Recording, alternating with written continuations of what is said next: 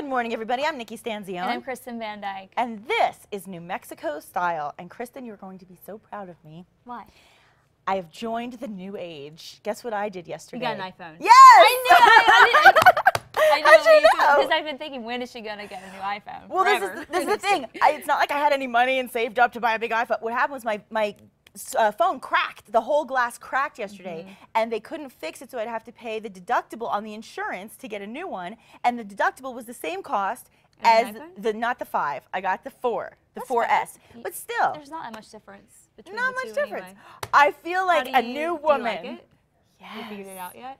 No. I was, but here's the thing. I got to sprint at about 3 o'clock in the afternoon. I was there till 8 p.m. This lady, Emmy, she's a kid. She's adorable. She helped me for 5 hours straight. Wow. But I still have to go back today to do a few more things. So anyway, yes, I've joined the iPhone generation. Good guess. All right. I don't know how I even guessed. Well, I guess because, good. yeah. I didn't even give you any hints. Talk about you not having an iPhone, but.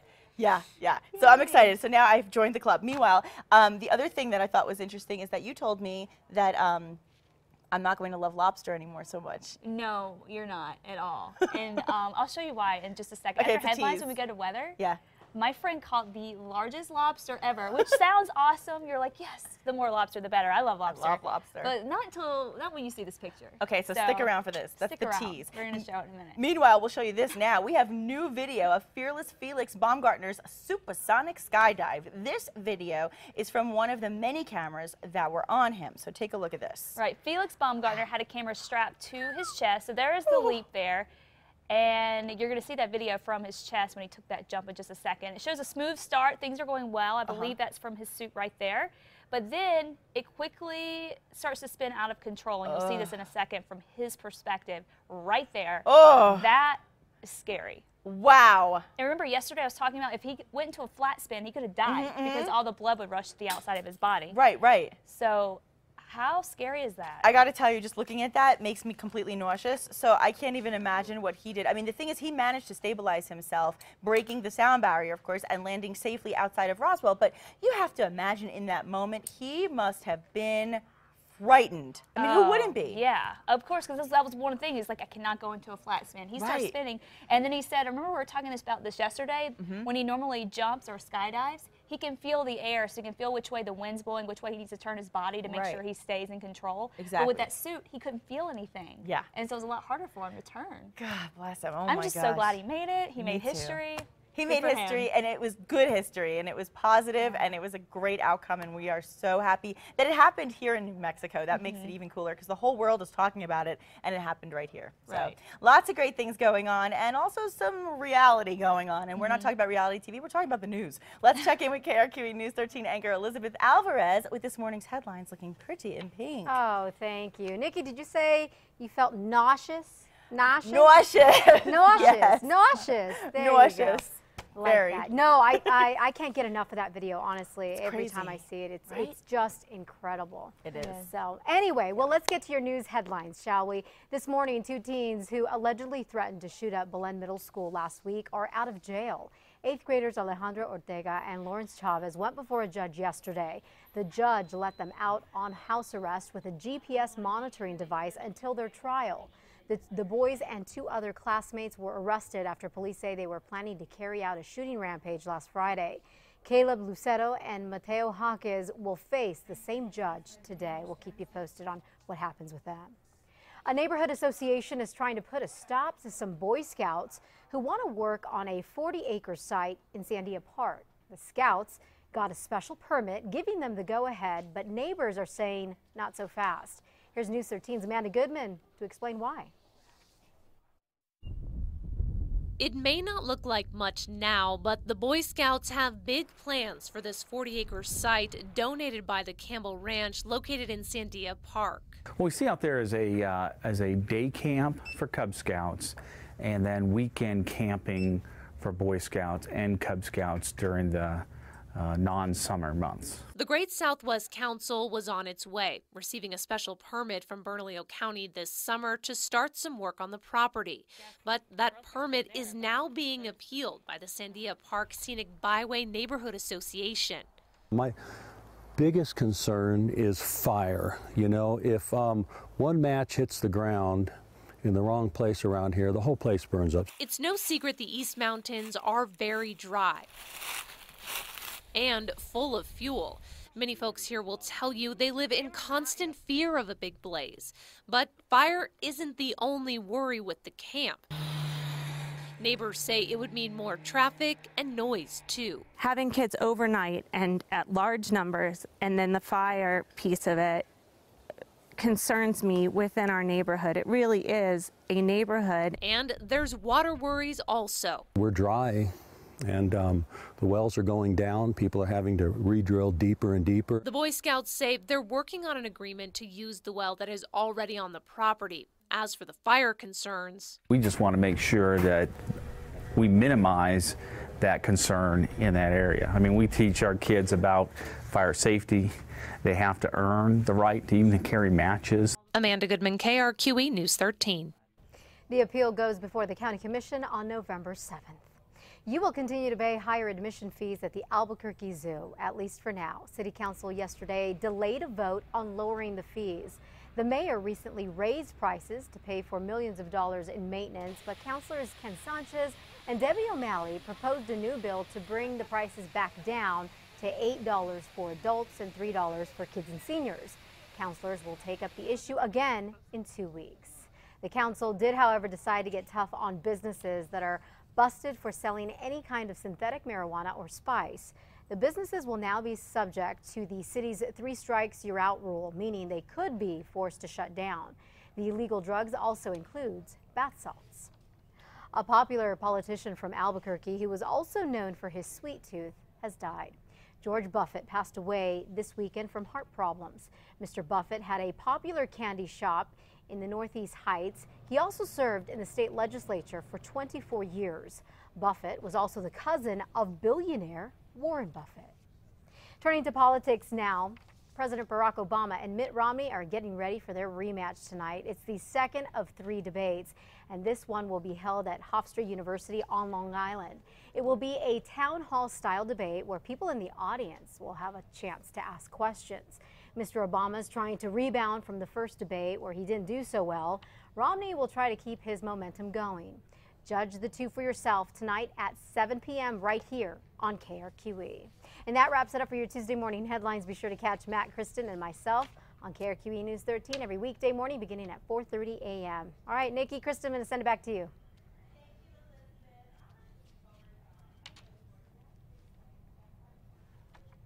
Well, I guess you're going to stay on me for a little bit there you are. There we Oh, are. they just wanted to see you in your pretty pink. Oh, okay. I was trying to smile. Thanks, Elizabeth. Okay. No, we were saying that we're really looking forward to the debate tonight. I think it's going to be really telling and really interesting. And I know that they're saying that President Obama has really spent a lot of time preparing and trying to get back that energy that we didn't see in the last come one. back with a little more fight, I think, tonight. So we'll see how it goes. Will be very interesting. Now, what's also interesting is that we're already in mid-October. I don't know how this happened, but that's what everybody's saying. It's like a balloon fiesta happens and bam. And then bam, Halloween's around the corner. Yeah. But the thing is, when you think about Halloween, Halloween safety is such a concern for so many parents out there.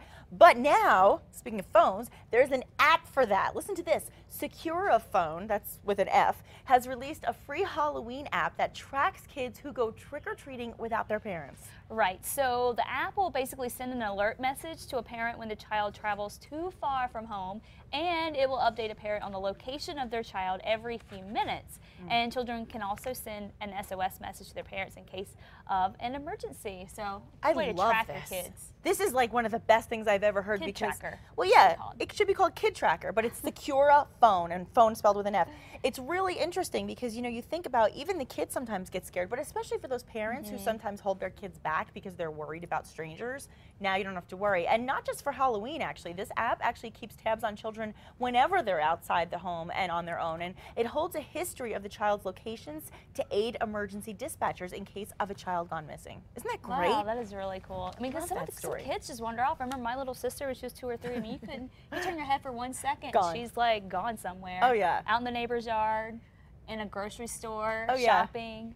And you know, shopping. She would be in the middle of, one time we couldn't find her forever. My parents were freaking out, and she was in the middle, sitting in the middle of like one of those racks that has like the mobile racks. She was sitting in the middle of all these clothes. Oh my gosh. And it took us like an hour to find it. I've seen little kids like in between the clothes. That is hysterical. Well, I think this is. So I think this this is one would of have the been best good for things. back then. So Yeah. the app monitor. You can also monitor teen driving, which is cool. That's good too. And make sure that texts and emails can't be sent while your child's behind the wheel. Even better, even better. Wait to text. And the app is actually downloadable on all Android and iPhones. So now I can put it on my iPhone, even though I don't have a child yet. But still, I really think this is fantastic. So definitely get in and get that app. Use it for your boyfriend. You could use it for a boyfriend. Oh, that's good too, if I had one. Now, have you ever been driving down a street and you get the hand signal to slow down? Have you ever got that? Yes. I always get it. I get worse than the hand signal to slow down, to be honest with you. Well, a California dad is fed up with speeding drivers and is not wasting time with hand gestures. So Philip Tingley of Northwest Bakersfield has posted a sign in his front yard warning, "You hit my kid and you will be shot." See that? And he's saying that a lot of neighbors agree with the message. Others say it's too drastic. It's a little extreme, but despite the extreme message, Philip says when the sign is out, people do slow down. Hey, if it works. As long as he doesn't really shoot somebody. Don't shoot anybody. But, I mean, hey, if you hurt your kid, I mean, that's like a parent's kind of nightmare. Yeah. I I mean, I get it. And parents get mad, you know. Listen, I get it. And I'm not going to lie. I'll admit, I've driven past this over the speed limit a few times, or 2 or 3 times maybe in my life, maybe almost every day. I do. I drive over the speed limit sometimes, so I can understand. I really can understand a parent just saying slow down. But that's a little extreme. It's one thing on the interstate to speed, I think, but Right, in a but not on neighborhood, residential. No.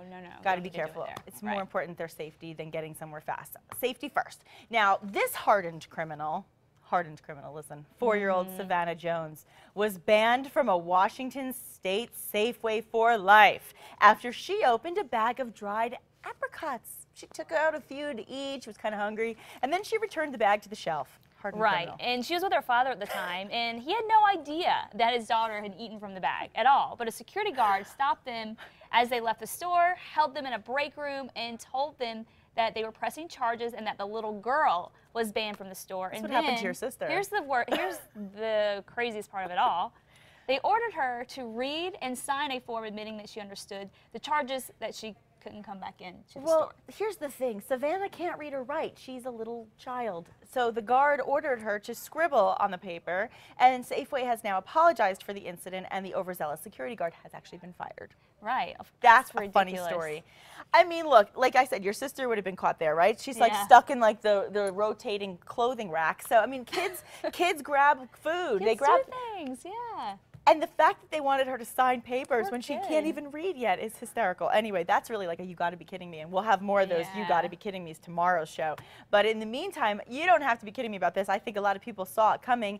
Ricky Gervais is out, but Tina Fey and Amy Poehler are in. The two funny ladies have signed on to host the 70th annual Golden Globe ceremony. Yeah, we need a little girl power, I think, at the Yes. Golden Globes, which will air on January 13th. Love the Golden Globes, and that's the most casual of all the award shows. I've been to the Golden Globes several times. It's one of the most fun because that's when they get to sit and eat and drink during the awards. Right, laid so, back. Yeah, it's more laid back, it's more fun, and you know, it is all about comedy when it comes to the host. And Ricky Gervais was awesome, but I think he did push the envelope a little bit for some people's taste. yeah. So these two girls are always a hit. I think it's going to be great to see them together again. So I'm excited about that. Speaking of together again, well, maybe together for the first time, it's official. Khloe Kardashian and Mario Lopez have the X Factor, which will now take over the airwaves as we see them as the co-hosts.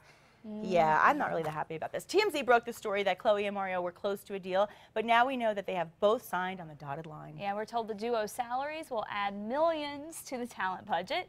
The thing is, they don't really have that much talent when it comes. I mean, well, Mario has some hosting experience. He has but hosting experience, Khloe, yeah. Not so much. Just I mean, radio I think stuff. they're just bigger names, I guess, Yeah. trying to get more people in. But Khloe and Mario are both expected to debut on the show in November. Well, and the show is really good so far. Right now they're in the stage where they're at the judges' home. So if you need to catch up, they've gotten to the judges' homes to their boot camp. And this week we see that they determine which 4 out of 6 each judge will keep on their team. And then once they hit the live shows, that's when you'll see Khloe and Mario take the stage as the host. So We'll see how it see how it goes. Yeah. I'm not excited about it. I guess that's what I'm just not excited about it. Right, me You know too. what I mean? I feel like Mario is just, really overexposed right now, and the Kardashians as well. So I feel like it would be nice to see somebody we haven't seen on TV a lot, or somebody that we looked forward to seeing again. These guys we kind of see everywhere. How about a new Ryan Seacrest? Pick somebody new. Yeah, let's get a new one in the mix. I would like to host the X Factor, but I love hosting New Mexico style instead. So now, honestly, speaking of New Mexico, of course, it is such a gorgeous time of year. We talked about this a lot yesterday. There's really no better place in the nation to be weather-wise than here in October. It is, and it's going to be it. really warm. And I'm going to have more on the weather, but first we have the lobster. Oh, yeah, the lobster. Okay, let's see the lobster. Take a picture. Look at this picture. Look at that thing. That's one of my really good friends from back home. He does a lot of deep sea fishing, and he caught that. It's a rock lobster, but people eat it.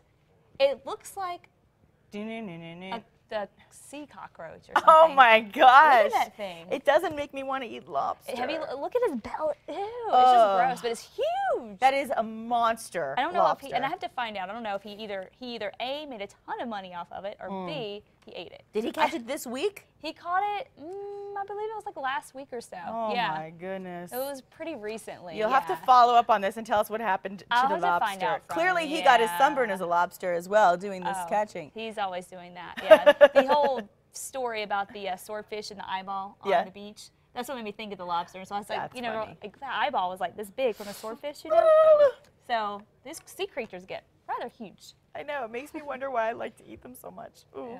Anyway. Well, hey, at least we're far from the ocean out here. Okay, but we could get sunburn in New Mexico this week, couldn't we? Absolutely. We're going to be looking at a lot of sunshine today. Beautiful start to the day, by the way.